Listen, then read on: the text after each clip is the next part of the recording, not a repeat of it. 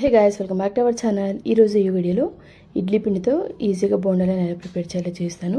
మనం ఎప్పుడైనా ఇడ్లీకి వేసినప్పుడు ఇడ్లీ రవ్వ మిగిలిపోతే ఇలా ఒకసారి ట్రై చేయండి. స్ట్రీట్ సైడ్ వేసినట్టు బోండాలు అయితే చాలా పర్ఫెక్ట్గా చేసుకోవచ్చు అనమాట ఇంట్లోనే.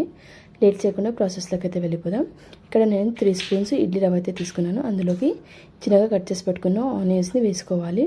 అండ్ అలాగే ఒక 2 పచ్చిమిర్చి, కొంచెం కొత్తిమీర, కరివేపాకు తురుము కూడా వేసుకోండి. ఇందులోకి కొన్ని జీలకర్ర అండ్ అలాగే కొన్ని వాము కూడా యాడ్ చేసుకోండి. టేస్ట్ కూడా చాలా బాగుంటుంది. ఇందులోకి తగినంత సాల్ట్ అండ్ అలాగే వంట సోడాను వేసుకొని బాగా మిక్స్ చేసుకోవాలి. మనం ఇందులోకి ఎక్స్ట్రాగా వాటర్ని అయితే యాడ్ చేసుకోవాల్సిన అవసరం లేదు. ఇలా బాగా కలుపుకున్న తర్వాత ఇందులోకి మైదా పిండిని అయితే యాడ్ చేసుకోండి. నాకు పిండి గట్టిగానే ఉంది, అందుకనేసి నేను ఇక్కడ 1/4 కప్పు మైదా పిండి అయితే యూజ్ చేశాను. మీకు పిండి అనేది కొంచెం గట్టిగా లేకపోతే ఇంకొంచెం ఎక్స్ట్రాగా మైదా పిండిని కూడా యాడ్ చేసుకుని బాగా కలుపుకోవాలన్నమాట. పిండి కన్సిస్టెన్సీ అనేది ఇక్కడ నేను చూపించిన విధంగా ఉండాలన్నమాట. ఇలా ఉంటే బోండాలు అనేవి చాలా పర్ఫెక్ట్గా వస్తాయన్నమాట. ఇప్పుడు మనం ఈజీగా బోండాలను ప్రిపేర్ చేసుకోవచ్చు అనమాట. ఒక కడాయిలో ఆయిల్ వేసుకొని ఆయిల్ని హీట్ చేసుకోండి.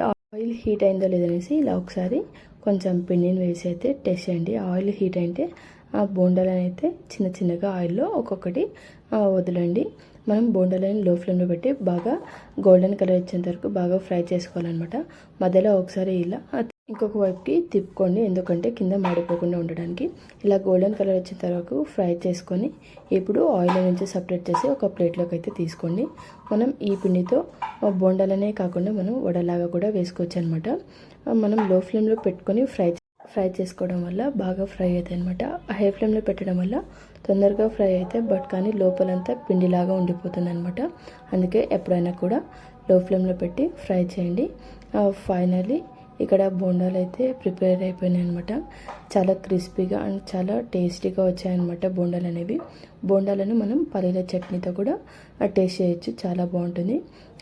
ఆయిల్ కూడా ఎక్కువ పట్టలేదన్నమాట బోండాలకు.